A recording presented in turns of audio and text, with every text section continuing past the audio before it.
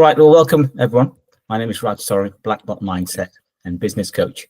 And we're very fortunate today to have Craig Tetley, the founder of Green March Bradford, a Brazilian Jiu Jitsu club, doing a fantastic job. And they've got hundreds of champions that have been developed through this club alone. So Craig, welcome. And it's always a pleasure to have you on board talking about martial arts, Brazilian Jiu Jitsu and competition. So just tell us, for the audience, a bit about yourself in terms of what got you into the life of martial arts and particularly Brazilian Jiu Jitsu.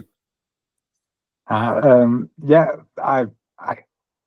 got involved mainly due to self-defense concerns.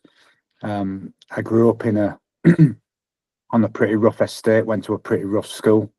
I kind of got plucked out of a nice school at about the age of maybe 8 or so, and got moved as my parents split. I got moved into a pretty rough school on a rough estate, and I don't think as a kid I were very well equipped to deal with any of that. So I badgered my mum for years to take me to some form of martial arts, and she actually started with we picked karate and kickboxing.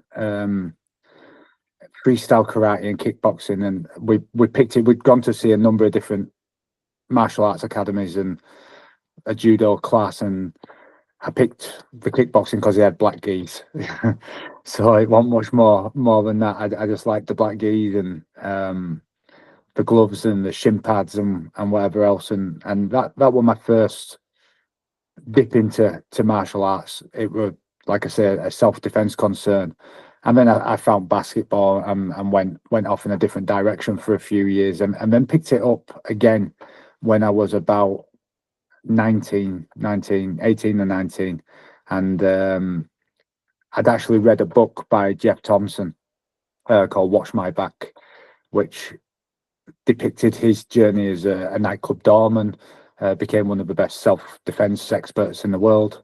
And that inspired me to get back into the martial arts. I was still living a reasonably violent existence. I think I kind of grew up in that way where, violent situations would occur, and that unfortunately at that time was an option. So it made sense to kind of get better at that, living in the environment and getting into the circumstances that I was.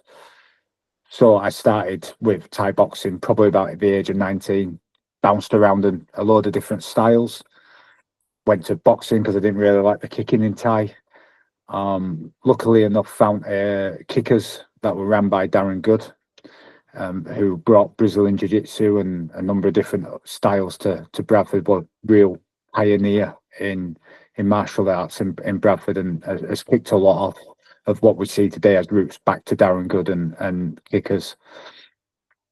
I kind of bounced around different martial arts. I boxed for a few years, went back to Thai boxing, went to wrestling, judo. I got a brown belt in judo, and I kind of settled on, by the time I was about 24 or 25, I kind of settled on I needed to do something with my life, and I didn't have any qualifications or anything like that. I'd just been involved in martial arts, and I thought, well, actually in one of Jeff Thompson's stories or podcasts, he was speaking about that he went down to Coventry. Like, he was in Coventry, he went to Neil Adams, who was a world champion judoka, and he trained in Neil Adams' full-time class to become world-class at judo himself and training full-time. And I remember being so inspired by that story.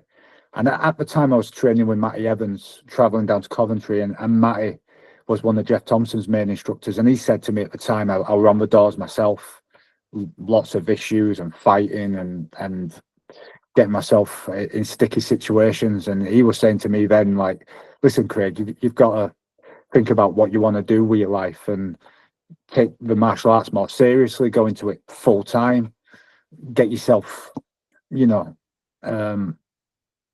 career basically, get myself up to a level where I could teach the art. So I went down to Birmingham for 5 years to train with Braulio Estima, because I knew Victor and Braulio through Darren Goody brought them to Bradford, and I looked after Victor while he was in Bradford when he was pretty young. Braulio I had a really good relationship with, so them guys were like, yeah, come down to Birmingham, we've got a full-time academy.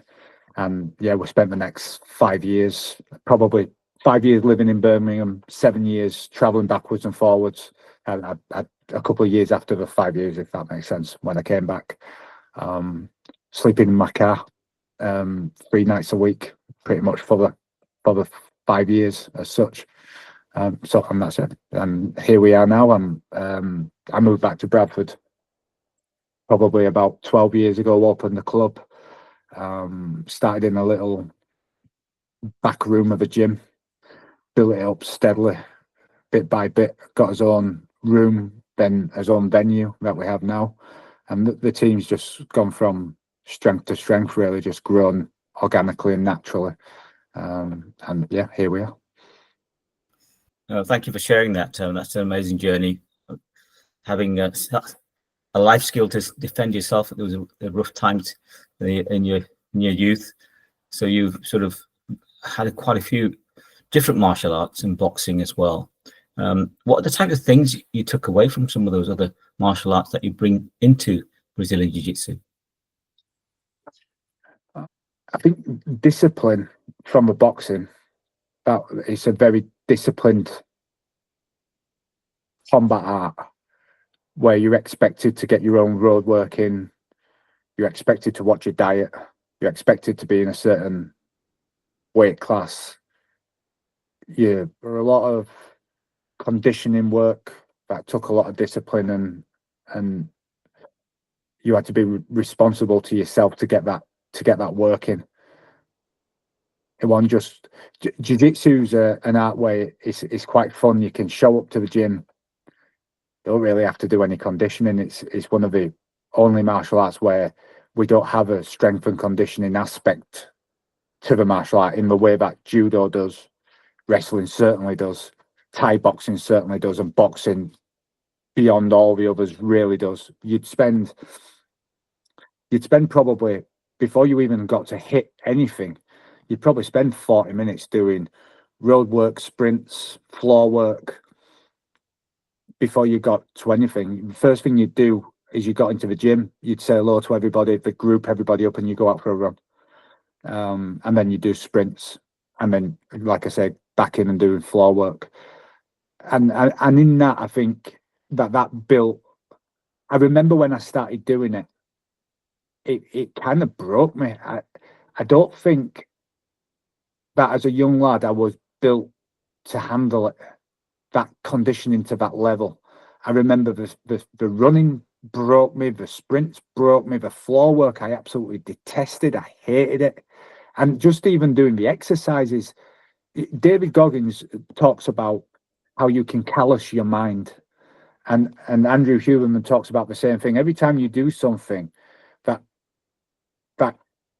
where there's resistance and you overcome that resistance, there's a part of your brain, I can't pronounce it, so I won't try, but there's a part of your brain that grows every time you overcome and get past resistance. And if you do that consistently, day in, day out, week in, week out, month in, month out, then your mind changes, your character changes, your ability to handle them uncomfortable training sessions grows. And it's not a thing like, in the moment, I'm like, why are all these other kids like getting through these training sessions and I'm breaking? And, luckily enough, I wanted to do it enough that I just persevered, and I just struggled, and I just managed to get through them. And at times I went away from boxing and then came back to it. And, I remember I'd go to an afternoon class that we used to have, and we'd do boxing with my coach. And then I'd go home and I'd lie on the couch, I'd go to sleep, and I'd have the nighttime session where I'd have all the sparring and all the road work and all that stuff. And I'd be like trying to pull myself off the couch. And there were numerous times when I just didn't. I just went, I just stay on the couch. I talk myself out of it. Or I trained this morning, I don't need to train tonight. And then I'd just feel bad the whole night. And it was just worthless having the night off because I just want to enjoy it. I just sit there, oh man, I've let myself down. But, and I went through that for years. But bit by bit, getting a hold of myself, getting, and this took years of chipping away at that mentality and building and growing and developing the character. I think a lot of them, the fact that I were in different martial arts, the different aspects to certain of them martial arts has helped massively shape how my mind is constructed now, and how my character is constructed. I mean, if we take judo, for instance, judo is a crazy martial art. It's one of the most underrated martial arts, I think. Thing with judo is you risk injury every session. The impact of falling bodies, there's breaks all the time. I broke both bones in my forearm. I broke my ulnar and my radius. I've got metal plates pinning my forearm in place even today. And I were in the hospital. I've never been to the hospital due to martial arts more times than I have because of judo. And every guy in the gym had breaks or serious injuries, and that was something where you had to. There's a bravery aspect to every time and the thing with judo, you compete for your grades, and that raises the risk of injury and of breaking something. So there's I used to think like there's no black belt in judo that's going to get bullied. There's, a black belt in judo has overcome huge amounts of doubt and worry and second guessing, why am I even doing this? And there's bravery that's been built from that martial art for sure. Interesting. You talk about strength and conditioning, resilience, the ability to create new habits, and suppose they say you got new neural networks or pathways in your brain that you have to keep repeating new habits. You talk about judo, and some people say it's a martial art, some people say it's a sport, but obviously it came from traditional Jiu Jitsu. Yes. There's a lot of throwing involved with that. Now, you've started something called Ape Strength. Yes. In terms of what's available at Green Marts now. Tell us a bit about that and how it helps prepare the body and the mind for Brazilian Jiu Jitsu. Yeah, I recognised that Jiu Jitsu didn't have a strength and conditioning element, so I wanted to bring a strength and conditioning class to the gym, so the team members have the opportunity to train strength and conditioning, especially people who already have busy lives and maybe are dedicating 3 or 4 nights a week to jiu-jitsu and then trying to find time with a full-time job and a family to go and lift weights somewhere is probably nigh on impossible for a lot of people. So I wanted to bring back from the gym, back some kind of element of strength and conditioning where somebody could come in for their evening class and just do a strength and conditioning class before. A little bit of an investment of energy and discipline and motivation, but it's there for people. In terms of where Ape Strength was born, actually, was quite interesting. It was born through COVID. Actually, I always had a concern and an issue with my own strength and conditioning for jiu-jitsu. I always felt like it was lacking. The strength side, I'm a middleweight as such, so I'm not the biggest guy in the gym. And I'd always feel, especially as I was getting older, that my physicality had dropped off a little bit. I was lifting weights, but I was doing compound lifts, which helped. It's the foundation of strength and conditioning, I feel. Your big fundamental compound lifts, your bench press, your squat, your deadlift, all this type of stuff. But I felt that specific strength for jiu-jitsu was lacking. I just didn't feel the carryover past a certain point. I didn't feel the carryover coming from the type of weightlifting I was doing, not to what I wanted it to be. And as soon as COVID happened and all the gym closed down and I couldn't roll and train anymore. I felt, okay, I'm going to use this time to go on a deep dive on functional training, what translates onto the mat.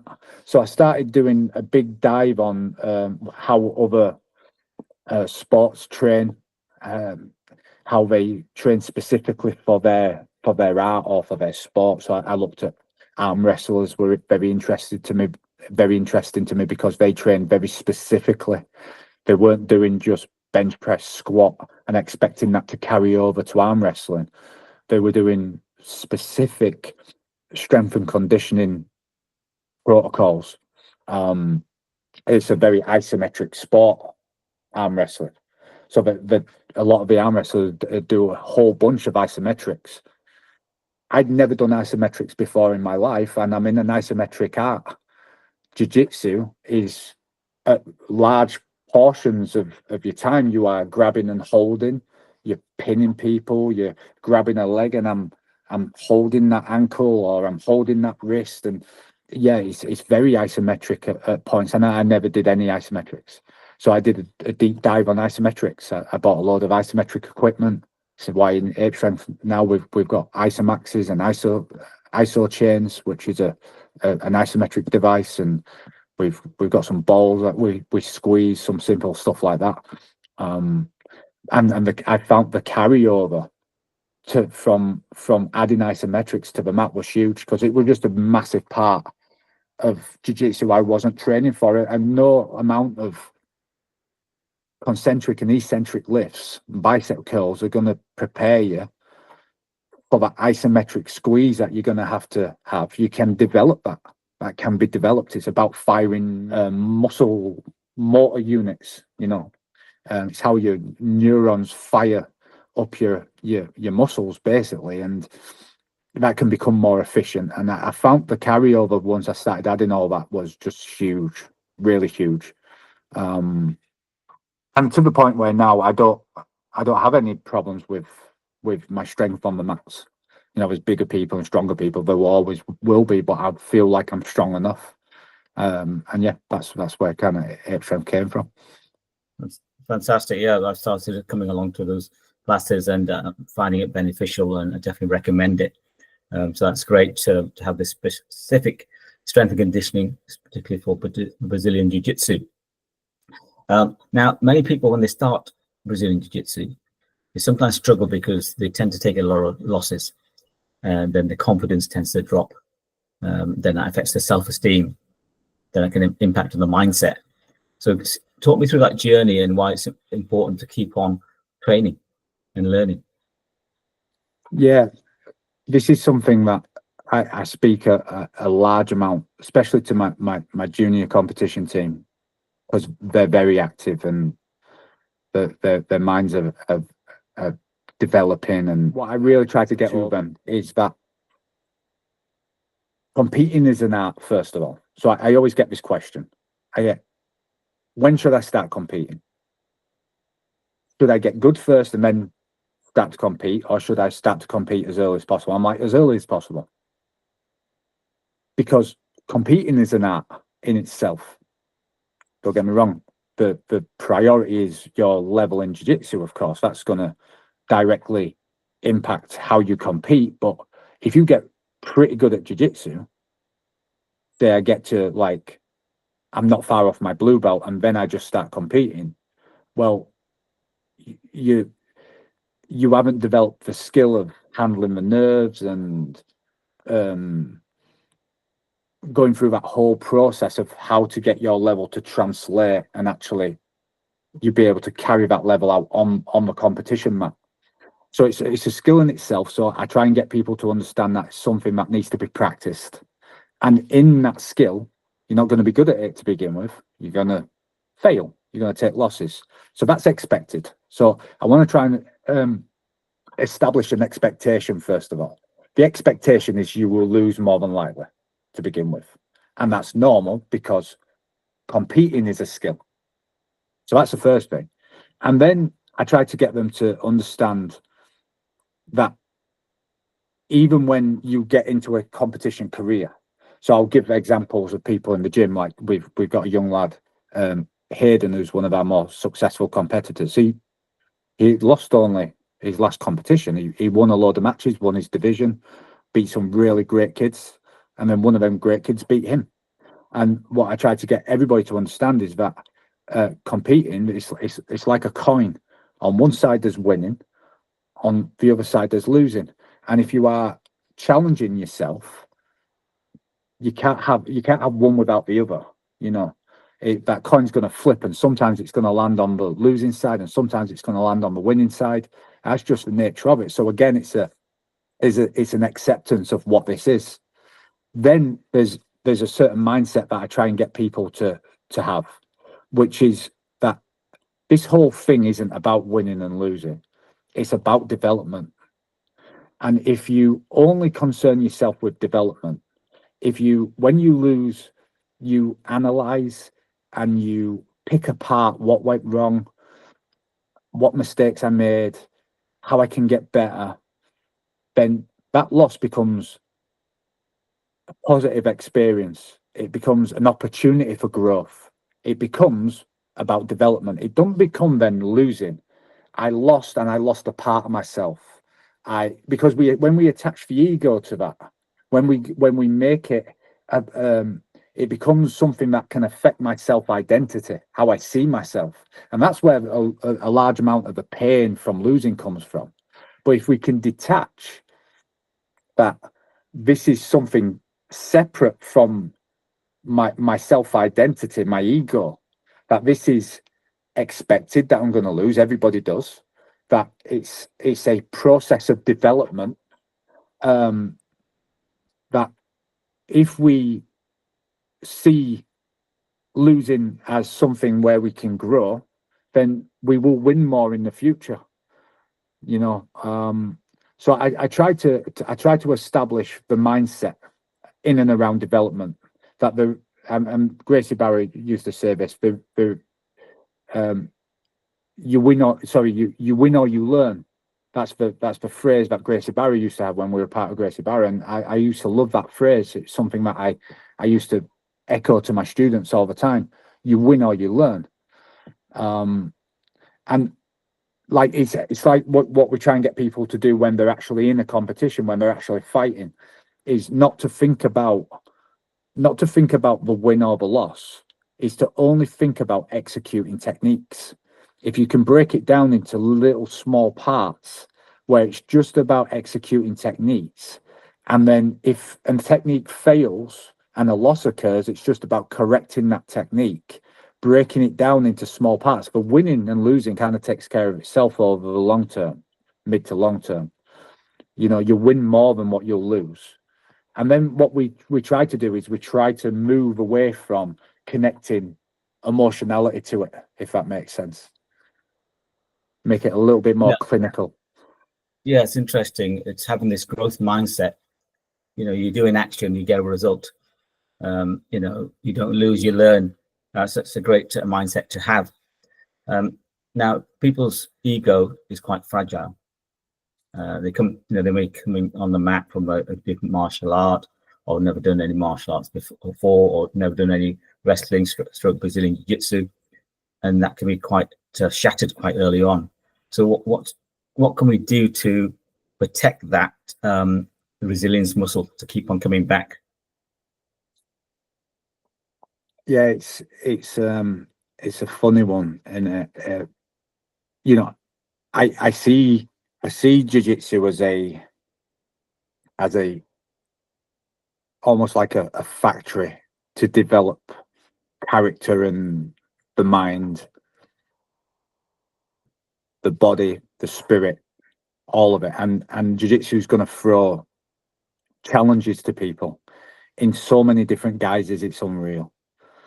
Some people drive up. I spoke to a couple of people this week, or one person in particular this week, who every time they drive up to the gym, they sit outside the gym and they're just racked with nerves to come in. And I explained to this person that it's normal for a lot of people to have them nerves coming in, but it's good. it's good because it's an opportunity for growth. And this is what I try to get people to understand, is that jiu-jitsu should be challenging. He's seen it that I shouldn't feel nerves because it's just jiu-jitsu. But the body doesn't know that. The body's going through a fight that feels like it's a fight. So it's anticipating threat. There's loss inside that gym. There's embarrassment potentially inside that gym. There's a hurt of my ego inside that gym. The body's sensing it, understands how it's there. The nervous system's then shooting you a load of adrenaline. It's normal and it's natural and it's an opportunity. It's good. It's an opportunity for growth. And as soon as he understands that, I could see the shoulders drop a little bit. But it's like, oh, right. This isn't something I should be trying to get rid of. It's something that I should be harnessing, controlling, finding the way. How do I actually grab this by the scruff of its neck and control it? How do I breathe through it? How do I control the thoughts that come into the mind, putting a bouncer on the door of the mind? So when that intrusive thought comes in and goes, yeah, I'm going to get tapped, no, it doesn't matter. It's about development. Everybody gets tapped. Boom. Bouncer says no. So I think like people with fragile egos and they do come into the gym, I try to reframe that as a challenge for growth. So now it's about we all go through this all the time. There is I used to say it myself in the early years. I used to be like, leave your ego at the door all the time, where I didn't leave the ego at the door. I wouldn't let any. I would roll almost every single roll to my absolute maximum of the capacity I could roll, so I wouldn't get tapped. So I tap everybody. I couldn't take a loss to my students in the gym and not go home and beat myself up about it. So I would try extra hard to make sure that I didn't get tapped because my ego was connected to it. And I'm saying to everybody, leave the ego at the door. But it's not something we can do as human beings. It's something that the ego is always there. It's always a constant battle. And when you think you've got control of it, it'll spin round and find a way through the back door. You'll see these people, I'm sure, where they become spiritual and they've got control of the ego, but then they start, I don't know, maybe saying, yeah, I'm a spiritual guy. And then all of a sudden, you've just become egoic again. So I think it's a constant battle that we are all fighting against. And it's that constant battle of gaining control of the way we speak to ourselves, finding that self. Jeff will always talk about this. The goal of martial arts is self-sovereignty, is being able to control the self, being able to control the mind, the thoughts, being able to find presence, being able to quieten the mind and look and view these thoughts and these feelings as something that's separate from what is me. That's the kind of like the meditative practice, which is so important in martial arts, but it's an ongoing battle. And I try to in the beginning get people to understand that it's a factory for development. It's a crucible, and you will go through multiple challenges all the time. And what my role is to be there to guide anybody through any particular challenge in whatever guise it comes, because it will change all the time. Somebody will come in as a white belt, first session, they'll think I'm a strong guy, maybe I lift some weights, and then they'll get rolled over and tapped 5 times by one of my 17-year-old blue belts, and they'll look and they'll go, this is a kid. Or even worse than that, Hayden, who's in the class and he's an orange belt and he's 15, and he'll tap this person out and he'll look and think, I'm getting handled by a kid. What does that do to that person's self-esteem and ego? That's their first challenge usually. And usually I'll look and I'll see it and I'll be like, I'll go over and I'll say, listen, I said, this kid's a multiple world champion. When I first started, the same happened to me. I remember my first class at Darren's, there was a young lad who was a green belt. I was a doorman. I was a nightclub doorman, and this kid tapped me with an armbar. Luckily enough for me, I went, oh, that's cool. I've got to learn this. But it don't always go that way. But I tell that story, and that's their first challenge. Their first challenge now is coming back. And that challenge won't stop. There'll be challenges all the way. I'm still having challenges today. I still go into the gym, and I've got a couple of students who are getting really, really good now. Like really good. And I'm like, they're better than me now. And it's like, that's fantastic. But I suppose it's, you're teaching the right thing if your students are getting better. That's a goal. That's a goal. But my ego don't like it. Yeah, absolutely. Now, people have very nervous and how to control the nerves. So they said they've got butterflies in their stomach. And I heard someone say, just teach those butterflies to fly in formation. I like that. Different way of looking at it. We have got some more to talk about, but we're going to keep on revisiting this topic. So today, Craig Tetley, founder of Dream Arts Bradford, been a real pleasure to have you on board today. Thank you. And there's so much more to talk about. So do go and visit Dream Arts Bradford. They're absolutely an amazing club. Craig is my coach and one of the best I've come across lots of different martial arts. So highly recommended. So do like and subscribe, and we'll see you soon. Take care. Awesome, Raj. Thank you so much. Thanks for talking.